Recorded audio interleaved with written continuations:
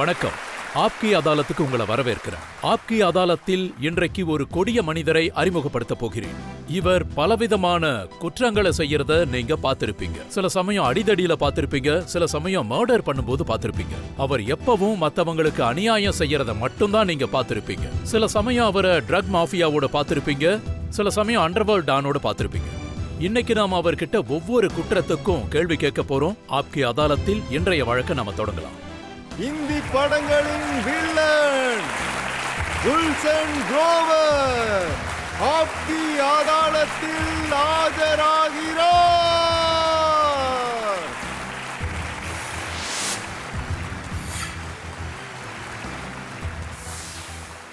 உங்க எல்லாருக்காகவும் நான் ஒரு போட்டோ கொண்டு வந்திருக்கேன். ஜட்ஜ் சார், இவரு ஆப்கி அதாலத்துல வழக்க தொடர்றதுக்கு முன்னாடி மக்களை பிரைட் பண்ணணும்னு நினைக்கிறாரு. அங்க பாஸ் பண்ணுங்க. Order order. இன்றைய வழக்க தொடங்கலாம். Judge sir, wait, please wait. உங்களுக்கு ஒரு விஷயம் முன்னாடியே சொல்லிடுறேன். நான் இந்த விஷயத்த மனசார ஒத்துக்கிறேன். நான் இன்னைக்கு இந்த நிலைமையில இருக்கேன்னா, ஸ்டாரா இருக்கேன்னா அதுக்கு காரணம் இவங்க மட்டும்தான்.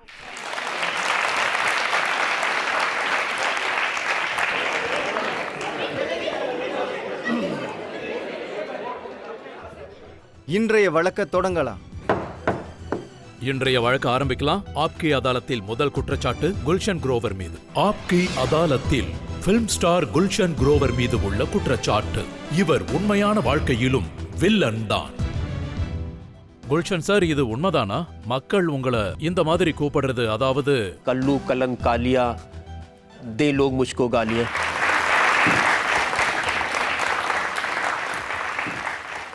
बैड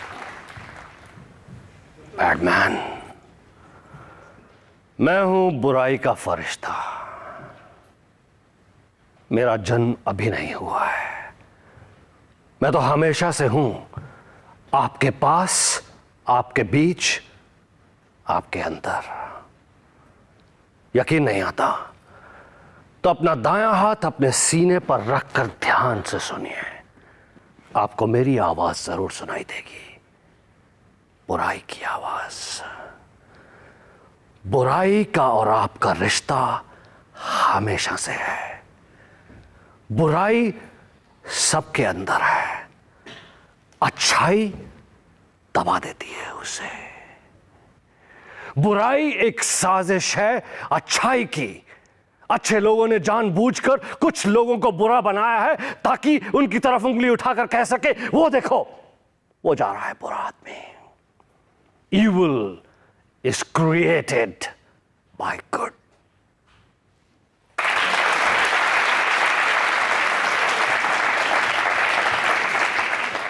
நீங்க சின்ன வயசுல இருந்தே ரொம்ப குறும்பு செய்வீங்க, படிப்புல கவனம் செலுத்த மாட்டீங்கன்னு கேள்விப்பட்டேன். நான் ஒரு விஷயம் சொல்ல நினைக்கிறேன். நான் எந்த இடத்துல இருந்தனோ, எங்க இருக்கேனோ, அங்க இருக்கிற லேடிஸ் ஆகட்டும், மாமி ஆகட்டும், ஆன்டிஸ் ஆகட்டும், அவங்களால இப்ப கூட நம்ப முடியல இவ்வளோ நல்ல பையன் இந்த மாதிரி ரோல் எல்லாம் பண்ண முடியுமான்னு.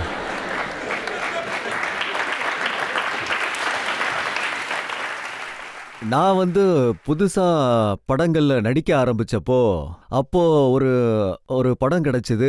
அதுல நான் ஒரு பொறுக்கி ரோல் பண்ணேன். அதாவது எங்க அம்மா தினமும் காலையில குருத்வார் போவாங்க. அங்க எல்லா பெண்களும் அவங்கள சுத்தி உக்காந்து, உங்க புள்ள இப்படிப்பட்டவன் இல்லையே, ஏன் இப்படி ஆயிட்டான், இங்க இருந்து போனதுனால பாம்பேக்காரங்க தான் இப்படி ஆக்கிட்டாங்கன்னு சொன்னாங்க. நம்ம பையன் இப்படி இருக்க வாய்ப்பே இல்லைன்னு சொன்னாங்க. அப்போ எங்க அம்மா சொன்னாங்க, அது அவனோட ரோலை ஆக்ட் பண்ணியிருக்கான்னு சொன்னாங்க. யூனோ, ஐ மீன், எனக்கு தெரிஞ்ச வரைக்கும் ஒரு ஆணாகட்டும் இல்ல ஒரு பெண்ணாகட்டும் என்ன தெரிஞ்சவங்க என்ன ஒரு குறும்புக்கார பையன்னு நம்பவே மாட்டாங்க. அதே மாதிரி குல்ஷன் சார், இது உண்மையா? நீங்க வீட்டை விட்டு ஓடி மும்பைக்கு போயிருக்கீங்க. உங்க அம்மாவுக்கு இது சுத்தமா பிடிக்கல. நீங்க படிச்சு ஒரு நல்ல வேலையில சேரணும்னு அவங்க எதிர்பார்த்தாங்க. நான் எப்பவும் ஃபர்ஸ்ட் கிளாஸ்ல ஃபர்ஸ்ட் தான் வருவேன். ஸ்கூல்ல, ராம்புரா ஸ்கூல்ல பெயிண்டால என் பேரை எழுதியிருப்பாங்க, மேதாவி மாணவன். தடவை அந்த ஸ்கூல்ல ஃபர்ஸ்ட் கிளாஸ் டிஸ்டிங்ஷன் இன் 4 சப்ஜெக்ட்ஸ் ஹையர் செகண்டரி போர்டில் நான் வந்தேன். அதுக்கப்புறம் நான் ஸ்ரீராம் காலேஜ் ஆஃப் காமர்ஸ்ல படிக்க போயிருந்தேன். அங்க சேர்றதுக்கு 93% மார்க் தேவைப்படும். நீங்க காலேஜ் எல்லாம் போய் படிச்சிருக்கிறத கேட்டா நம்பவே முடியல. அதாவது பாத்தீங்கன்னா என் படங்கள்ல நான் பண்ற கேரக்டர்ஸ் அந்த ஆக்டிங் அதோட தாக்கம் தான் இது. அதனால தான் நான் என் பையன்கிட்ட சொல்லுவேன் எனக்கு 94% மார்க் வரும்னு. அதுக்கு அவன் சொல்லுவான், டேட் நீங்க ரொம்ப ஓவரா போறீங்கன்னு. அதாவது என்னை பத்தி தெரியாதவங்களுக்கு நான் ஒன்று சொல்ல விரும்புறேன். நான் வந்து டெல்லி அவுட்ஸ்கர்ட்ஸ்ல தான் படிச்சு வளர்ந்தேன். ஸ்கூல்ல நான் படிக்கிற காலத்துல ஸ்கூல் எனக்கு 1 மணிக்கு தான் தொடங்கும். காலையில வந்து நான் டிடர்ஜென்ட் பவுடர் விற்கிறதுக்காக போவேன். ஹவுஸ் ஒய்ஃப்ஸ்க்கு லேடிஸ்க்கு துணி துவைச்சு காட்டுவேன். நான் என்ன சொல்ல வரேன்னா, என்கிட்ட பணம் கம்மியா இருந்ததுனால என்னவோ, நான் வறுமையில இருந்ததுனாலயும், என்னோட கனவுகள் நான் ஏதாவது சாதிக்கணும்னு நினைச்சது அதுல எனக்கு எந்த ஒரு தடையுமே வரல. நான் தினமும் காலையில டிடர்ஜென்ட் அந்த வாஷிங் பவுடர்ஸ் எல்லாமே விற்கிறதுக்காக போவேன். என்னோட யூனிஃபார்மை கையில கொண்டு போவேன். நான் கொஞ்சம் ஓவரா எமோஷன் ஆயிட்டேன். ஒரு நல்ல குடும்பத்தை சேர்ந்த பையன். சொல்லுங்க. அதாவது சோப்பு வித்து டிடர்ஜென்ட்டை வித்து சம்பாதிக்கக்கூடிய ஒரு ஏழை வீட்டு பையன். நல்ல பையன், நல்லா படிக்கிற பையன். அவன் படங்களுக்கு போய் ஏன் வில்லனா மாறணும்? நான் வந்து எப்பவும் ஆக்டிங் விஷயத்துல எவ்வளவு பேஷனா இருக்கேன்னா, சாகிற நாள் வரைக்கும் நான் படங்கள்ல ஆக்ட் பண்ண விரும்புறேன். நான் படங்கள்ல ஹீரோவா இருந்தேன்னா என்ன நடந்திருக்கும்னா, நம்ம அட்ராக்டிவ் யங்கா இருக்கிற வரைக்கும் மக்கள் நம்மள அங்கீகரிப்பாங்க. அப்புறம் ஒரு 7-8 வருஷத்துக்கு அப்புறம் அவங்க வேற ஒரு ஹீரோவோட படத்தை பார்க்க விரும்புவாங்க. ஆனா என்னோட விருப்பம் என்னன்னா, நான் இருக்கிற வரைக்கும், உயிரோட இருக்கிற வரைக்கும் படத்தெல்லாம் நடிக்கணும். எல்லா படங்கள்லயும் அடி வாங்குறதுக்கு யாரு தான் விரும்புவாங்க? நான் வந்து மக்களுக்கு அந்த வில்லன் ரோல்ல நடிச்சு தெரியப்படுத்த விரும்புறேன். ஒருவேளை என்ன மாதிரி அந்த படத்துல இருக்கிற கேரக்டர்ஸ் மாதிரி நீங்க இருந்தா இந்த சமூகத்துக்கு கெடுதல், உங்களுக்கும் கெடுதல் நடக்கும். நிறைய அடி வாங்க வேண்டியது வரும். அது மட்டும் இல்லாம அந்த படத்துல இருக்கிற அழகான ஹீரோயின் உங்களுக்கு கிடைக்க மாட்டாங்க, ஹீரோ கூட்டிட்டு போயிருவார். நீங்க முயற்சி பண்ணதுக்கு அப்புறமும், ஆமா, முடிஞ்ச அளவுக்கு முயற்சி பண்ணதுக்கு அப்புறமும். மக்கள் உங்களோட இந்த வில்லன் ரோலை பத்தி என்ன நினைக்கிறாங்கன்னு கேட்கலாம். சார், நீங்க நிறைய நெகட்டிவ் ரோல்ஸ் பண்ணிருக்கீங்க.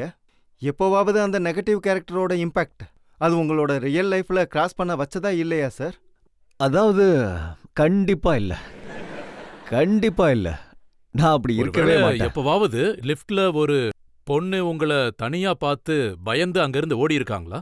ஆமா, அப்படி நீங்க நடந்திருக்கு. ஏதாவது ஒரு வீட்டுக்கு போய் அவங்க பசங்களை ஒளிச்சு வச்சிருக்காங்களா? நான் உங்களுக்கு ஒரு இன்சிடென்ட் சொல்றேன். நானும் ஷாருக்கும் நாங்க நிறைய வேர்ல்ட் டூர்ஸ் போயிருக்கோம்.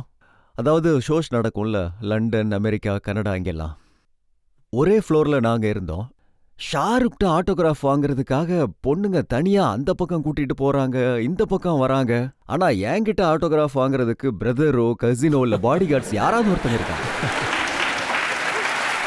எனக்கு அது ரொம்ப வருத்தமா இருந்தது. நான் ஷாருக்கிட்ட சொன்ன, என்னப்பா இது ரொம்ப பிரச்சனையா இருக்கு, பொண்ணுங்க உங்களை தேடி வராங்க ஆட்டோகிராஃப் வாங்குறதுக்கு, ஆனா என்ன பாக்குறதுக்கு துணையோட வராங்க. எப்பவாவது நான் வில்லனானது தப்பா போயிடுச்சு, ஹீரோவாயிருக்கலாமான்னு யோசிச்சிருக்கீங்க? கண்டிப்பா நான் அப்படி நினைச்சதே இல்ல சார். நான் என்னைக்குமே ரிஜெக்ட் ஹீரோ கிடையாது. ஹீரோ வாய்ப்பு கிடைக்காம நான் வில்லனா நடிக்கிறதுக்கு, நான் முதல் நாள்ல இருந்து வில்லனா நடிக்கிறதுக்கு தான் போனேன். வில்லன் ரோல் தான் பண்றேன். அது எனக்கு சந்தோஷத்தை கொடுக்குது. அதோட கூட இப்போ கடந்த சில வருடங்களா நான் வந்து பாத்தீங்கன்னா ஒரு வெர்சடைல் ஆக்டரா வெவ்வேறு ரோல்ஸ் பண்ண ஆரம்பிச்சிருக்கேன். நீங்க எந்த மாதிரி ரோல்ல நடிக்கிறீங்க, மக்கள் அதுக்கு எப்படி ரியாக்ட் பண்றாங்க, அத பத்தின குற்றச்சாட்டுகள் ஒரு பெரிய லிஸ்டே என்கிட்ட இருக்கு. ஆப்கி அதாலத்தில் குல்ஷன் குரோவர் மீது உள்ள வழக்கு தொடரும். அதுக்கு முன்னாடி இப்போ ஒரு சின்ன பிரேக் எடுத்துக்கலாம்.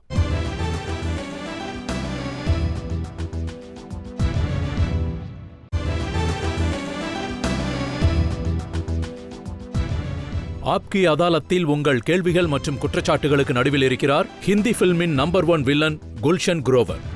ஆப்கி அதாலத்தில் அடுத்த குற்றச்சாட்டு என்னன்னு பார்க்கலாம். ஆப்கி அதாலத்தில் பிலிம் ஸ்டார் குல்ஷன் குரோவர் மீது உள்ள குற்றச்சாட்டு, இவர் ஆக்டிங் குறைவாகவும் ஆடம்பரம் அதிகமாகவும் காட்டுகிறார்.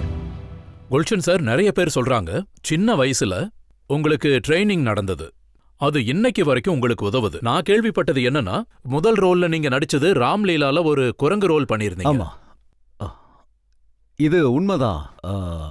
டெல்லியில பத்ரிநகர்ல ராம்லீலா எழுதுவாரு, ஏற்பாட்டாளரா இருந்தாரு அந்த நேரத்துல. ஸோ எனக்கு அனுமாரோட வானர சேனாளர் ரோல் கிடைச்சது. அங்கிருந்து தான் ஆரம்பிச்சேன். அதுக்கப்புறம் நீங்க மும்பைக்கு வந்து ஆக்டிங் வாய்ப்பு கிடைச்சதும் ஒவ்வொரு முறையும் நீங்க கெட்டப்ல தான் கவனம் செலுத்துனீங்க, ஆக்டிங்ல குறைவா. சார் படத்துல சாப்ளின் லுக்ல ஸ்கேர்ஸோட கொஞ்சம், ராம் லக்கன்ல கேசரி ஆஃப் பிலாயத்தில பேட்மேன், அண்ட் என்ன சொல்லுவாங்க, மகா சங்கிராம்ல பஞ்சாப்லேருந்து வந்த நேர்மையான போலீஸ் ஆஃபீஸர். நான் வந்து படங்கள்ல லுக்கும் ப்ரெசென்ட் பண்ண, அதோட அந்த கேரக்டர்ல ஆழமாவும் வேலை செஞ்சேன். கேரக்டர்ல ஆழமா வேலை செஞ்சீங்களா இல்ல எல்லா படங்கள்லயும் பேட்மேனுங்கிற டயலாக யூஸ் பண்ண ஆரம்பிச்சிட்டீங்களா? இதுல ஏதாவது ப்ராப்ளம் இருக்கா? இதை வந்து மக்கள் எல்லாருமே என்ஜாய் பண்ணாங்க, அதனால தான் இந்த கேரக்டர் ரொம்ப பிரபலமா இருக்கு. बैडमैन कल्लू कल्लन कालिया लोग देते हैं मुझको गालियां। पंजाब में ऐसा होता है? अरे हमारे पंजाब में ऐसा नहीं होता। लुकास गुड, लुकास बैड, पर लुका नॉट अगली. இந்த மாதிரி நிறைய லைன்ஸ் இருக்கு. அந்த மாதிரி கேரக்டர் ஸ்கிரீன்ல வரும்போது மக்களுக்கு உடனே ஞாபகம் வருது, மக்கள் உடனே அதை ஐடென்டிஃபை பண்றாங்க. அண்ட் இது வரைக்கும் பாத்தீங்கன்னா கப்பர் டைலாக்கா இருக்கட்டும், முகம்போ டைலாக்கா இருக்கட்டும், இல்ல என்னோட பேட்மேன் டைலாக்கா இருக்கட்டும், அதனால தான் அந்த கேரக்டர் பிரபலமா இருக்கு. இப்போ உங்களோட வரப்போற படங்களோட பேர் பாத்தீங்கன்னா, ஒரு படத்தோட பேரு திருமணத்திற்கு முன், அதன் பிறகு கதவை மூடி வைக்கவும், அதுக்கப்புறம் சக்காலத்தி. நான்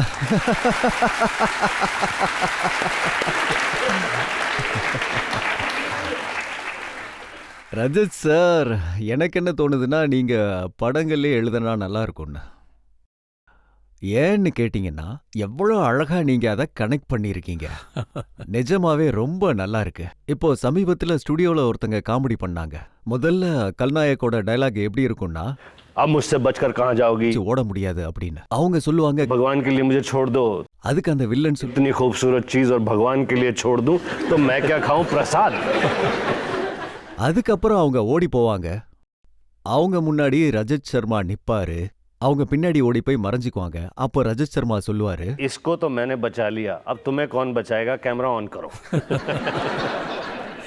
ஸோ இந்த மாதிரி உங்களை பத்தி நான் அதாவது ஆப்கி இங்க அதாலத் வரும்போது உங்களை யார் காப்பாத்துவாங்கன்னு நினைச்சீங்களா?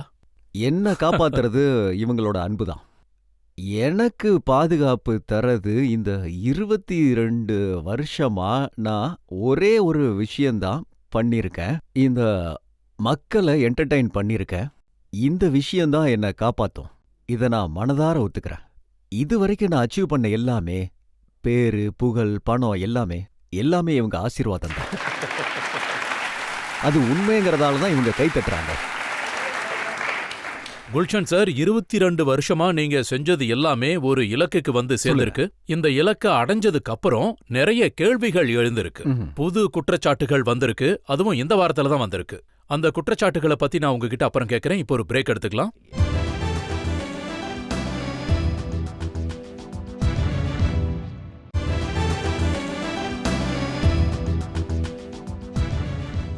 ஆப்கி அதாலத்தில் இன்று குற்றச்சாட்டுகளும் கேள்விகளுக்கும் நடுவில் இருக்கிறார் ஹிந்தி படங்களின் புகழ்பெற்ற வில்லன் குல்ஷன் குரோவர். தமிழ் பிலிம்லயும் வேலை பார்த்திருக்கேன், தெலுங்கு பிலிம்லயும் வேலை பார்த்திருக்கேன். இன்னைக்கு எல்லாத்துக்கும் ஒண்ணு விடாம கேள்வி கேளுங்க. கேட்க ஆப்கி அதாலத்தில் அடுத்த குற்றச்சாட்டு என்னன்னு பார்க்கலாம். ஆப்கி அதாலத்தில் பிலிம் ஸ்டார் குல்ஷன் குரோவர் மீது உள்ள குற்றச்சாட்டு, இவர் பப்ளிசிட்டிக்காக என்ன வேணாலும் செய்வார். குல்ஷன் சார், இப்ப என் கையில லண்டன் ஈவினிங் ஸ்டாண்டர்ட் பத்திரிகை இருக்கு. இதுல எழுதியிருக்கு new born villain, latest 007 star Gulshan grower. இன்னொரு பத்திரிகையில என்ன எழுதியிருக்குன்னா, குல்ஷன் குரோவர் உங்களை கோட் பண்ணியிருக்காங்க, மை ஷாட் அட் பாண்ட். நீங்க சொல்றீங்க ஜேம்ஸ் பாண்டோட அடுத்த படத்துல அவரோட அடுத்த வில்லனா நீங்க இருக்க போறீங்கன்னு சொல்றீங்க. ஆனா அங்குள்ள பத்திரிகையில இதெல்லாம் பொய்ன்னு சொல்றாங்க. முதல்ல நான் என்ன சொல்ல விரும்புறேன்னா, அதாவது உங்க எல்லாரோட குட் விஷஸ்னால, உங்க எல்லாரோட ஆசீர்வாதத்தால இந்த இந்தியன் ஆக்டருக்கு, பாலிவுட் ஆக்டருக்கு வெளிநாட்டு படங்கள்லயும் வேலை கிடைக்க ஆரம்பிச்சிருக்கு.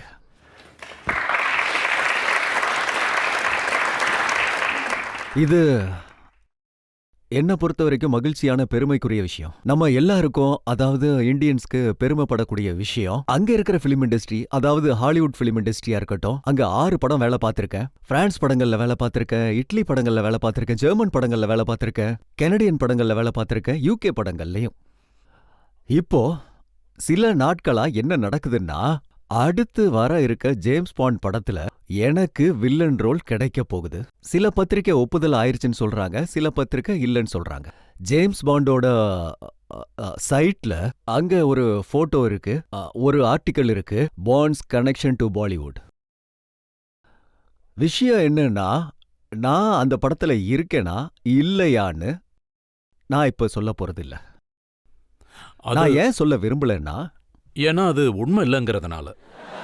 பாருங்க, நீங்க ஒரு வக்கீல், நீங்க ஒரு 5 நிமிஷத்துக்கு வக்கீலுங்கிறத மறந்துருங்க. நீங்க ஒன்னு மட்டும் நினைச்சு பாருங்க, நீங்க ஒரு இந்தியன், நீங்க ஒரு நல்ல இந்தியன் எனக்கு தெரியும், அதை நான் நம்புறேன். ஒரு இந்தியனா உங்களுக்கு என்ன தோணுது சொல்லுங்க. இங்க பாருங்க சார், நீங்க என்ன திசை திருப்ப இல்ல பார்க்காதீங்க. நான் அந்த மாதிரி பண்ணல. இல்ல இல்ல, நீங்க நான் உங்ககிட்ட நேரடியா கேக்குறேன். இது பிரிட்டனோட பத்திரிக்கை. சொல்லுங்க. இது ஒன்னும் சின்ன பத்திரிக்கை இல்ல. ஈவினிங் ஸ்டாண்டர்ட் லண்டன்லயே மிகப்பெரிய பத்திரிக்கை. ஆமா ரஜத் இங்க சார், பாருங்க அது சார், சரி நான் சொல்றதை நீங்களே கேளுங்க. சொல்லுங்க. இந்த பத்திரிக்கையில உங்களை கோட் பண்ணிருக்காங்க. To be in casino Royal would be a real honor to me and my country. ஆமா, நீங்க இம்ப்ரெஷனை கிரியேட் பண்றீங்க, அதாவது ஜேம்ஸ் பாண்ட் படத்துல வில்லனாக போறீங்க. ம்ஹும். இது உண்மையா பொய்யா? நான் வரப்போற ஜேம்ஸ் பாண்ட் படத்துல நடிக்க போறேன்னு இம்ப்ரெஷன் கிரியேட் பண்றேன். ஒருவேளை இது உண்மையா இருந்தா அதுல என்ன தப்பு இருக்கு? அதாவது ஒருவேளை நான் ஜேம்ஸ் பாண்ட் படத்துல நடிச்சேன்னா இது எனக்கும் என் கண்ட்ரிக்கும் ஆனர் தானே. இதுல தப்பு இருக்கா? நல்ல விஷயம் தானே, சொல்லுங்க. ஏதாவது தப்பு இருக்கா? கண்டிப்பா இல்ல. அதே மாதிரி ஒருவேளை நிறைய இந்தியன்ஸ், அதாவது பாத்தீங்கன்னா பாலிவுட் பிலிம் ஃபேன்ஸ் வெளிநாட்டிலயும் இருக்காங்க நிறைய பேரு. அவங்க எல்லாரும் இதைத்தான் விரும்புறாங்க. அதனாலதான் இந்த மாதிரி எழுதி இருக்காங்க. நான் வரப்போற பாலிவுட் ஜேம்ஸ் பாண்ட் படத்துல வில்லன்னு எழுதுறாங்க. இது பாத்தீங்கன்னா அவங்க எல்லாரோட ஆசை, எதிர்பார்ப்பு. எனக்கு என்ன தோணுதுன்னா, இது ரொம்ப பாசிட்டிவான எஃபெக்டா இருக்கும், ஒரு பாசிட்டிவான ரிசல்ட்டா இருக்கும். நீங்க என்ன வேணாலும் சொல்லுங்க. இன்னைக்கு பத்திரிக்கையில ஒரு ரிப்போர்ட் வந்திருக்கு. இந்த ரிப்போர்ட்ல என்ன எழுதியிருக்காங்கன்னா, இந்த பத்திரிக்கையை சேர்ந்தவங்க லண்டன்ல கசினோ ராயல்ஸ் உடைய ப்ரொடியூசர்ஸ் கிட்ட பேசியிருக்காங்க. அவங்க என்ன சொல்றாங்கன்னா, இந்த பத்திரிக்கையில தவறா பிரிண்ட் ஆயிருக்குன்னு சொல்லியிருக்காங்க. அந்த பத்திரிக்கையில இருந்து அந்த ப்ரொடியூசர்ஸ்ட பேசுனாங்களா இல்லையான்னு யார் வெரிஃபை பண்ணுவாங்க? இந்த பத்திரிக்கையோட ஃபோன் கால்ஸ் எல்லாம் அந்த ப்ரொடியூசருக்கு எடுக்க டைமே இல்ல. அவங்க $100 மில்லியன் படம் ஆன் செட்ல போய்கிட்டு இருக்கு. அவங்களுக்கு ஆயிரக்கணக்கான பிரச்சனைகள் இருக்கு. இந்த நேரத்துல அவங்க ஹீரோயின்ஸை தேடணும். இந்த நேரத்துல அவங்களுக்கு நிறைய வேலைகள் இருக்கும். அது மட்டும் இல்லாம எனக்கு இது ரொம்ப மகிழ்ச்சியான விஷயம். பாலிவுட் ஸ்டார்ஸ் எவ்வளவு பாப்புலரா இருக்காங்க. இப்ப பாண்டை விட நான் தான் அதிக சர்ச்சையில இருக்கேன். பாண்டை விட நான் அந்த படத்துல இருக்கனா இல்லையாங்கிறது தான் சர்ச்சையா இருக்கு. ஆனா நீங்க சொல்லுங்க, அந்த படத்துல காஸ்டிங் பண்றவங்க, சொல்லுங்க. அந்த படத்தோட ப்ரொடியூசர்ஸ், அந்த படத்தோட காஸ்டிங் பண்றவங்கள நீங்க எப்போவாவது சந்திச்சிருக்கீங்களா? ரஜத் சார், நான் எல்லாம் ரெடி பண்ணிட்டு தான் வந்திருக்கேன். இதுல என்னோட போட்டோஸ் இருக்கு. ஜேம்ஸ் பாண்டோட 7 படங்கள் காஸ்டிங் டைரக்டர்ஸ் லாஸ் ஏஞ்சல்ஸ்ல இருக்காங்க. Janet Jackson, Janet and Jane. அவரோட கம்பெனி பிரசிடென்ட் மைக்கேலும் கூட இருக்காரு. நான் உங்ககிட்ட ரெக்வஸ்ட் பண்ணிக்கிறேன், இந்த போட்டோஸை காட்டுங்க. யா, கண்டிப்பா சார். அவங்க கொடுங்க. ஆபீஸ்ல இந்த நான் போட்டோஸ்லாம் இருக்கு, பாருங்க. அந்த 2 லேடிஸும் காஸ்டிங் டைரக்டர்ஸ். இந்த லேடிஸும் அவங்க தான். இவங்க ஹாரி பாட்டர் காஸ்ட் பண்ணிருக்காங்க, பியூட்டிஃபுல் மைண்டும் இவங்க தான் காஸ்ட் பண்ணாங்க. இப்போ பாண்ட் காஸ்ட் பண்ணிக்கிட்டு இருக்காங்க. இது அவங்களோட ஆபீஸ். சரி, நீங்க அவங்கள மீட் பண்ணதை நான் ஒத்துக்கிறேன், அதாவது சாட்சியோட வந்திருக்கீங்க. ஆனா இன்னைக்கு இந்த அதுல பத்திரிக்கையில பாண்டோட வில்லன் மாதிரி தெரியறேன் பாருங்க. இன்னைக்கு இந்த பத்திரிக்கையில இன்னொரு நியூஸும் வந்திருக்கு குல்ஷன் சார். என்னது? அவங்க ஒரு இமெயில் அனுப்பியிருக்காங்க, சோனி பிக்சர்ஸ் ரிலீசிங் இன்டர்நேஷனலுக்கு. யா, அவங்க என்ன எழுதியிருக்காங்கன்னா, studio making Casino Royale set, we have checked with Yon Productions. They have confirmed that there is absolutely no truth in it, just wishful thinking of Mr. Gulshan Grover. அந்த studio அதுல கிட்டத்தட்ட 40 buildings இருக்கும், பெரிய பெரிய studio இருக்கும், 4000 departments இருக்கு. இவங்க emails யாருக்கு அனுப்புனாங்க, யாரு பதில் சொன்னாங்க, இதெல்லாம் யாரு வெரிஃபை பண்றது? அவங்கள தான் வர சொல்லணும். அது மட்டும் இல்லாம நான் இந்த நேரத்துல எதுவுமே சொல்ல முடியாது. அது எனக்கு எதிரா போக வாய்ப்பு இருக்கு. It can go against me. என்னால ஒண்ணு மட்டும் சொல்ல முடியும். எனக்கு சொல்றதுக்கு அனுமதி இருந்தா, நான் சொல்றதுல எந்த தவறும் இல்லைன்னா, உங்க எல்லாரோட குட் விஷஸ் இருந்தா, உங்க எல்லாரோட ஆசீர்வாதமும் இருந்தா, பாண்ட் எங்க தப்பிச்சு போயிட போறாரு.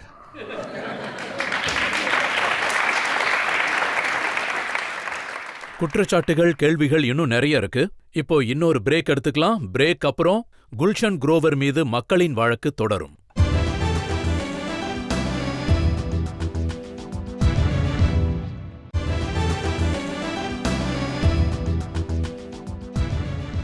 ஆப்கி அதாலத்தில் உங்கள் குற்றச்சாட்டுகளுக்கும் கேள்விகளுக்கும் இடையில் இருக்கிறார் ஹிந்தி திரைப்படங்களின் பிரபலமான வில்லன் குல்ஷன் குரோவர். ஆப்கி அதாலத்தில் பிலிம் ஸ்டார் குல்ஷன் குரோவர் மீது உள்ள குற்றச்சாட்டு, இவர் வெள்ளை தோலுக்கு அடிமையாகி போயிருக்கிறார். இது உண்மையா? நீங்க நல்லபடியா மும்பை பிலிம் இண்டஸ்ட்ரியில வேலை பார்த்துட்டு இருந்தீங்க. 350 படங்கள்ல நீங்க வேலை செய்ய உங்களுக்கு வாய்ப்பு கிடைச்சது. ஆனா உங்களோட அப்சஷன் அது ஹாலிவுட் படங்கள்ல தான் இருக்கு. அதாவது ஒயிட் ஸ்கின் ஆளுங்க மேல இருக்கு. நான் அடுத்த தலைமுறைக்கு ஒரு புதிய பாதையை திறந்தேன்னா, இங்க நம்ம வெற்றி பெற்றிருந்தாலும் கூட, இங்க நம்ம வீடு, நம்ம பிலிம் இண்டஸ்ட்ரிய விட்டு விலகாம நான் வெளிநாட்டுக்கு போனேன். அங்க போய் அவங்கள நான் கன்வின்ஸ் பண்ணினேன். அதாவது இந்தியன் ஆக்டர்ஸ்க்கும் வெளிநாட்டு படத்துல நடிக்கிற எல்லா திறமையும் இருக்குன்னு. ஏன்னா அவங்களுக்கு நம்பிக்கை இல்லாம இருந்தது. நம்ம படங்கள்ல ஆக்டிங் லவுட் ஆக்டிங்னு நினைக்கிறாங்க. நம்ம இங்கிலீஷ் நல்லா பேசுவோமா பேச மாட்டோமா அப்படின்னு சந்தேகம் அவங்களுக்கு. நான் அந்த இடத்துக்கு போய் அவங்கள கன்வின்ஸ் பண்ணி, எனக்காக மட்டும் இல்லாம எனக்கு பின்னாடி வரப்போறவங்களுக்கும் பல பேருக்கு நான் பாதையை திறந்தேன். நம்ம பிலிம் இண்டஸ்ட்ரியோட டேலண்ட், நம்ம பிலிம் இண்டஸ்ட்ரிய பத்தி அவங்களுக்கு புரிய வச்சேன். அத நீங்க ஒயிட் ஸ்கின் அப்சஷன்னு சொன்னீங்கன்னா, நீங்க இதை எப்படி வேணாலும் சொல்லுங்க, அத பத்தி நான் தப்பாவே நினைக்க மாட்டேன். இத நான் ப்ராக்ரஸா தான் நினைக்கிறேன், ஒரு லாஜிக்கல் growth-ஆ தான் நினைக்கிறேன். அங்க வெளிநாட்டு படங்கள்ல நீங்க நடிக்கிறதுக்காக நீங்க காம்ப்ரமைஸ் பண்ண வேண்டி இருந்தது. முதல் தடவை நீங்க போனப்போ உங்க பாஸ்போர்ட்டை வாங்கி வச்சுக்கிட்டாங்கன்னு கேள்விப்பட்டேன். நீங்க எஸ்கேப் ஆயிடக்கூடாதுன்னு உங்க ஐடி கார்டையும் வாங்கிட்டாங்க. அதாவது பாத்தீங்கன்னா, நீங்க சொன்னது ஒரு விதத்துல உண்மைதான். அதாவது இம்ப்ரெஷன் எப்படி இருந்ததுன்னா, என்னோட முதல் படம் ஜங்கிள் புக். அதாவது அவங்க என்ன சொன்னாங்கன்னா, மிஸ்டர் குரோவர், நீங்க வந்தோன்னு உங்க பாஸ்போர்ட்டை நாங்க வாங்கி வச்சுப்போம், ஷூட்டிங் முடிஞ்சதுக்கு அப்புறம் உங்களுக்கு திரும்ப தருவோன்னு. நான் சரின்னு சொன்னேன். நான் போய் சேர்ந்ததும் பாஸ்போர்ட்டை அவங்க கையில கொண்டு போய் கொடுத்துட்டேன். அதுக்கப்புறம் நான் அவங்க கிட்ட கேட்டேன், 2-3 நாள் என்ன கண்காணிச்சுட்டு வேற இருந்தாங்க, இவன் டைமுக்கு சரியா வரானா இல்லையான்னு, என்னோட பிஹேவியர் எப்படி இருக்குன்னு பார்த்தாங்க. அதுக்கு காரணம் மீடியா. அவங்க பாலிவுட் ஸ்டார்ஸை பத்தி நிறைய கதைகள் பேப்பர்ல படிச்சிருக்காங்க, இல்லனா அரசல் புரசலா அதை பத்தி கேள்விப்பட்டிருக்காங்க. That can be relied. அவங்களுக்கு டைமிங் ப்ராப்ளம் இருக்கு. திடீர்னு நைட் எந்திரிச்சு சொல்லுவாங்க, no I am going to India, எனக்கு என் கேர்ள் ஃப்ரெண்ட் ஞாபகம் வருது, எங்க அம்மா சாப்பாடு சாப்பிடணும்னு சொல்லுவாங்க, இங்கே ஷூட்டிங் நின்னு போயிரும். இந்த மாதிரி எல்லாம் கேள்விப்பட்டிருக்காங்க. இந்த மாதிரி பயத்தால தான் அவங்க என்னோட பாஸ்போர்ட் வாங்கி வச்சாங்க. அண்ட் இது இழிவுபடுத்துற விஷயம் கிடையாது. அவங்க என் கூட வேலை பார்த்ததுக்கு அப்புறம் ஒரு விஷயத்தை புரிஞ்சுக்கிட்டாங்க.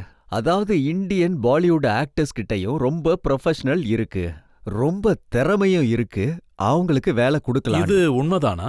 அங்க வேலை பார்த்துக்கிட்டு இருக்கும்போதே உங்களை ஆக்டரை விட ஏஜென்ட்டா மாத்திட்டாங்களாமே? அதாவது எனக்கு என்ன தோணுதுன்னா, இந்திய அரசாங்கம் எனக்கு பரிசு தரணும், ஹானர் தரணும் for being ambassador of India. உங்களை பிராக்பிட்டுக்கு ஹீரோயினை தேட சொன்னாங்களாமே? நான் இங்க பாலிவுட்ல வேலை பார்க்கறேன்.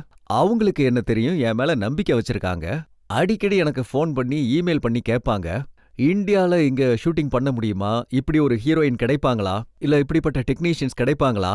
இது எனக்கு ரொம்ப பெருமைக்குரிய விஷயம். ஏன்னா என்னோட நம்பிக்கை என்னன்னா, நம்ம நாட்டோட டேலண்ட்ஸ் அது எல்லாரோட சிறந்தது. ஒயிட் ஸ்கின் அப்சேஷனை பத்தி பேசுறேன். அப்புறம் உங்க போட்டோஸ் யார் கூட பத்திரிக்கையில் அச்சடிக்கப்பட்டிருக்கோ அவங்கள பத்தியும் பேசுறேன். ஒரு தடவை பெமேலா ஆண்டர்சனோட உங்க போட்டோஸ் பத்திரிக்கையில வந்தது. இன்னொரு முறை கோல்டி ஹானோட உங்க போட்டோ வந்தது. நம்ம ஒரு இடத்துல வேலை பார்க்கும்போது அங்க நட்பு வளரும், நண்பர்களாவும், வரது போறது இருக்கும்.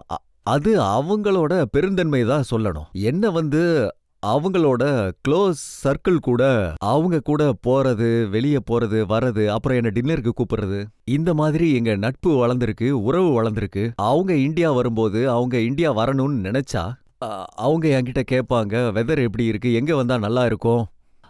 ஸோ ஐ திங்க் இது நட்பு ரீதியான ஒரு உறவு முறை. உங்க கூட அவங்க எடுத்துக்கிட்ட போட்டோஸ் எல்லாம் பார்க்கும்போது அவங்க வெதர கேக்குற மாதிரி தெரியல.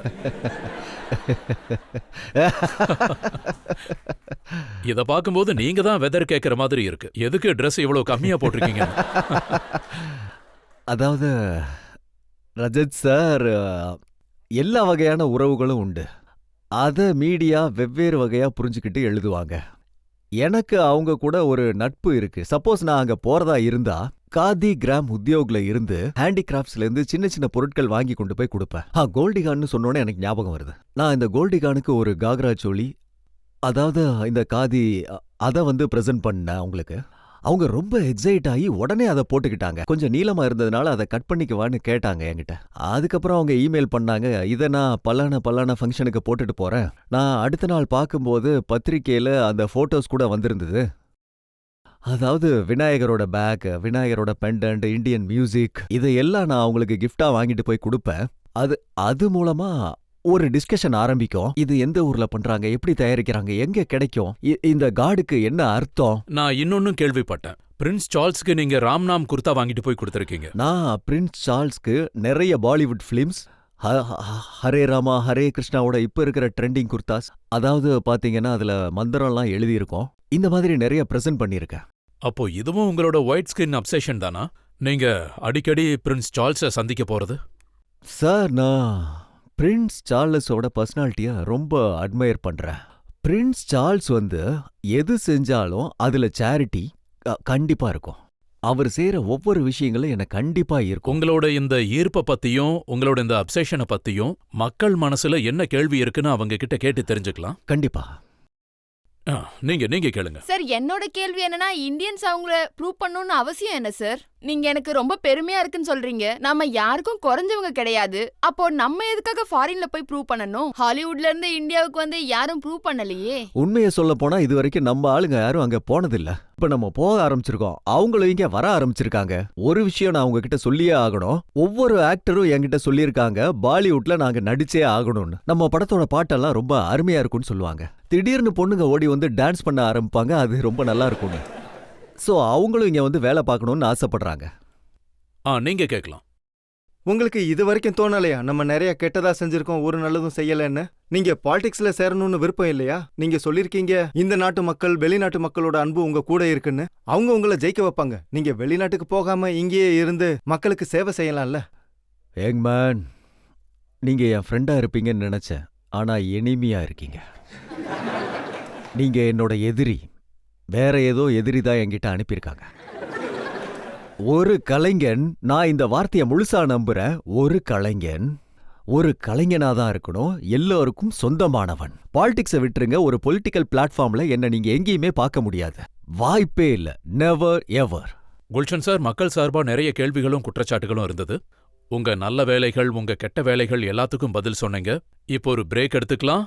இந்த பிரேக் அப்புறம் உங்களோட மக்களின் நீதிபதி என்ன தீர்ப்பு கொடுக்கறாருன்னு பார்க்கலாம்.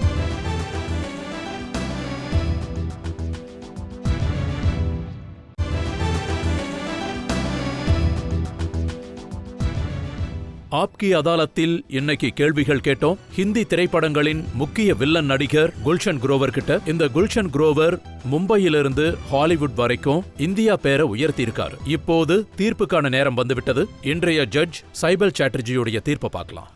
குல்ஷன் குரோவர் சார் தன்னோட பதில்களை நம்ம கிட்ட தெளிவா சொன்னாரு. ஆனா நான் என்ன சொல்ல விரும்புறேன்னா, நம்ம இந்தி திரைப்படங்கள்ல வில்லத்தனத்தை பத்தி பேசுறோம்னா அது அப்போ பிரான் சார், அம்ரீஷ் புரி சார், அவங்க பேர் தான் முதல்ல வரும். அது எல்லாருக்கும் தெரியும். ஸோ இது வரைக்கும் குல்ஷன் குரோவர் சார் இன்னும் அந்த லெவலுக்கு வரல. இன்னும் டைம் இருக்கு. அவர் தனக்குன்னு ஒரு தனிப்பட்ட அடையாளத்தை உருவாக்கியிருக்காரு. இது ரொம்ப நல்ல விஷயம். அவர் இன்டர்நேஷனல் ஃபில்ம் இண்டஸ்ட்ரீஸையும் எக்ஸ்ப்ளோர் பண்ணிட்டு இருக்கிறாரு. அது ரொம்ப நல்ல விஷயம். நான் அதை பத்தி தவறுன்னு சொல்ல மாட்டேன், அது நல்ல விஷயம்தான் எடுத்துப்பேன். ஏன்னா இந்த உலகம் ரொம்ப சின்னதாயிடுச்சு. அண்ட் நம்ம ஆக்டர்ஸ் வெளி உலகத்துக்கு போய் அவங்களோட திறமை என்னன்னு காட்டணும். இந்த விஷயத்த குல்ஷன் குரோவர் சார் காட்டுறாரு. அது நல்ல விஷயம். அதனால அவரை நான் மரியாதையோட விடுதலை செய்றேன்.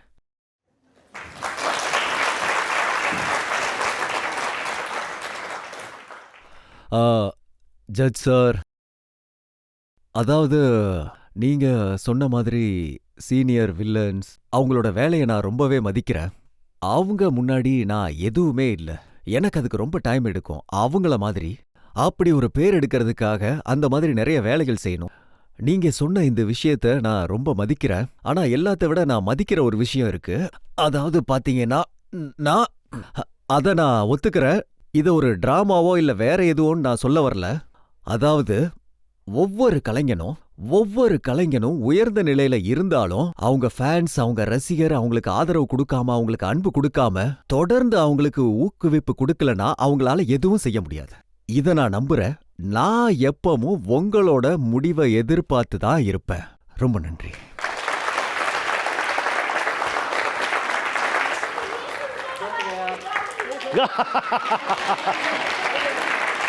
पंजाब में ऐसा होता है और हमारे पंजाब में ऐसा नहीं होता।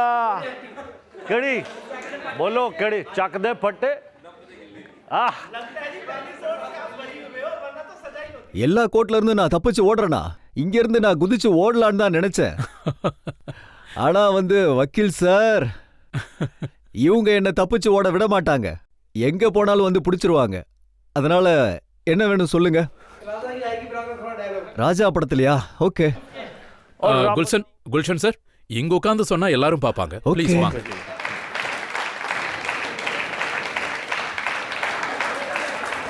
குல்ஷன் சார், மக்கள் ஆசைப்படுறாங்க. 2 டயலாக் சொன்னா நல்லா இருக்கும். என்னோட வரப்போற படங்கள் ஏக் கிலாடி ஏக் ஹசீனா, ஃபர்தீன் கான் கோய்னா மித்ராவோட ஃப்ரெஷ்ஷா இப்பதான் படப்பிடிப்பு முடிஞ்சிருக்கு. அந்த டயலாக் எனக்கு ஞாபகம் இருக்கு. அதுல என்னோட பேர் சிக்கந்தர். அப்புறம் சுல்தானா டாக்கோட கதை ரொம்ப பிரபலமானது. அந்த சிக்கந்தர் தன்னோட எதிரிகளை எப்படி கையாளுவான், அது 2 லைன் ஞாபகம் இருக்கு. सिकंदर को कोई मार नहीं सकता। सिकंदर मौत से नहीं डरता। सिकंदर पर किसी तरह के जहर का असर भी नहीं होता, क्योंकि दुनिया में 90 किस्म के जहर हैं और सिकंदर रोज थोड़ा थोड़ा जहर खा लेता है। Nobody can kill Sikandar. இதுதான் அந்த டயலாக்.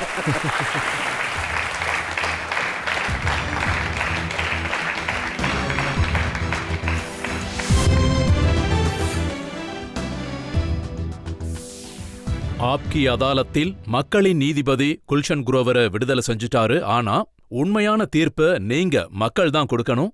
நீங்க தான் முடிவு செய்யணும் குல்ஷன் குரோவர் எவ்வளவு நல்லவர், எவ்வளவு பேட்மேன். அடுத்த வாரம் ஆப்கி அதாலத்துல ஒரு புது வழக்கோட ஒரு புது விருந்தாளிய சந்திக்கலாம். அது வரைக்கும் நன்றி, வணக்கம்.